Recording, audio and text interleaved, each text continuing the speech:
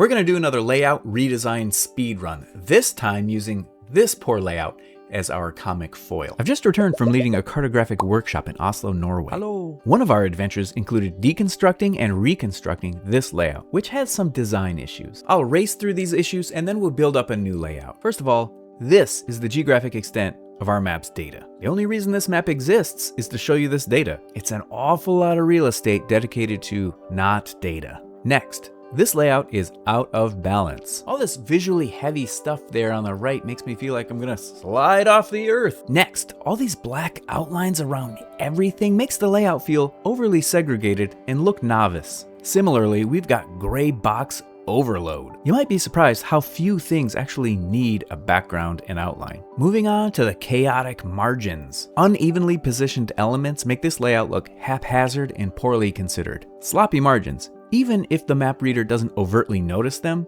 erodes confidence and damages the message. Similarly, when there's no padding, a layout feels claustrophobic. Layout elements, especially text, need room to breathe. Speaking of text, there's probably too much of it here. A map is a geographic communication device, and it can be tempting to prop that up with a bunch of words. Watch out for big buckets of text like this all in one spot. And sort of along those lines, this title is way too long and has no visual hierarchy. Titles should be pretty short and highlight the key words and ideas. Moving on to the overview. This overview looks like an afterthought, total defaults, and a missed opportunity for craft and simplicity. And now we're moving on to the big ones, guys. That legend. It probably doesn't need to announce itself as being a legend, and the data title, which defaults to the layer name, is redundant with the map's title. Over to that north arrow and scale bar. The north arrow is too big and visually ornate. A nautical north arrow doesn't fit the theme of this map. Also, in this projection, the angle of north varies pretty wildly. It's corresponding to the center of the map, but overall, it's giving you incorrect information. So with this projection,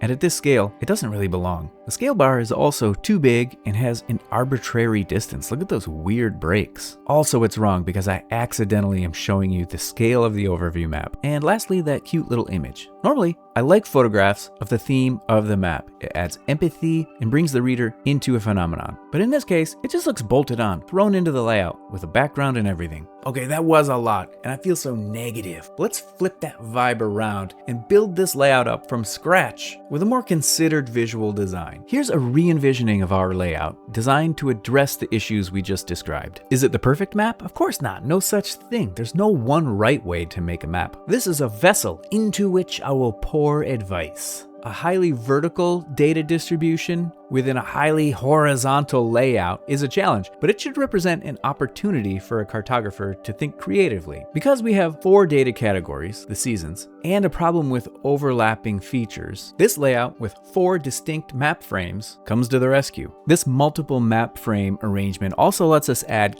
category-specific annotations, like these migration direction arrows. A legend doesn't have to be a math equation of symbol to name. Because we have pretty simple categories, seasons, we can encode color directly into the text. Legends are okay if you need them, but always be on the lookout for ways that you might encode or explain the data, including maybe just labeling categories directly on the map.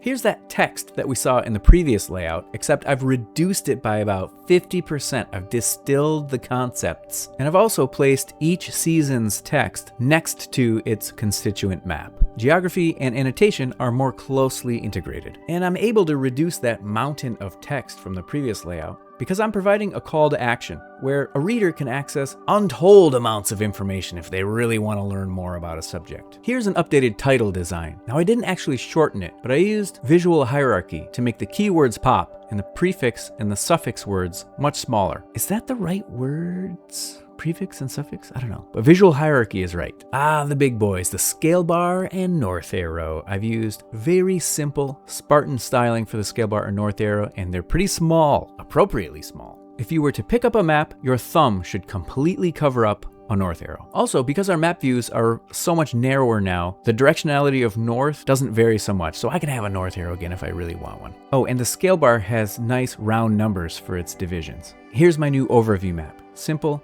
tucked into the corner, cute, no defaults. It's not Mercator. There's no base map. It's just a simple reference for continents. This is an orthographic projection, so it looks globe-like, and I've put it in the corner. And here is the styling of the extent indicator. By default, the extent indicator is a 1 pixel black outline. Changing its appearance so it's a little white window with a gradient stroke that looks like a drop shadow is an opportunity for craft. Ah, the bird photograph. It can be totally cool adding illustrations to your maps, as long as they're not just lobbed in their rectangular format. In this case, I've had AI remove the background so it's transparent. Now it looks more integrated into the layout, like it belongs. Welcome to the map, my feathered little buddy. And lastly, giving credit where credit is due. The ArcGIS Pro default credit text can be tricky because it appears uneditable. But if you go to the Insert menu's Dynamic Text dropdown, there's a Service Layer Credits button, which lets you reposition and restyle that credit. And you can craft additional credits like data sources and your name. Always sign your work. And that is a rebuild of a map layout that addresses some design issues.